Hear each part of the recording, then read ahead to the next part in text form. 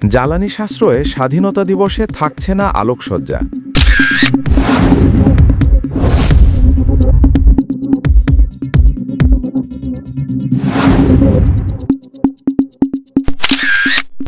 জ্বালানি সংকট ও সরকারি কৃচ্ছসাধনের কারণে আগামী ২৬ মার্চ মহান স্বাধীনতা দিবসে সারা দেশে কোনো ধরনের আলোকসজ্জা করা হবে না বলে জানিয়েছেন স্বরাষ্ট্রমন্ত্রী সালাউদ্দিন আহমেদ। রোববার ৮ মার্চ সচিবালয়ে স্বরাষ্ট্র মন্ত্রণালয়ে আইনশৃঙ্খলা পরিস্থিতি পর্যালোচনা ও স্বাধীনতা দিবস উদযাপন উপলক্ষে প্রস্তুতিমূলক সভা শেষে সাংবাদিকদের এ তথ্য জানান তিনি। মন্ত্রী বলেন, জ্বালানি সাশ্রয় ও সম্ভাব্য সংকট মোকাবিলায় এবার প্রথাগত আলোকসজ্জা থেকে বিরত থাকার সিদ্ধান্ত নেওয়া হয়েছে।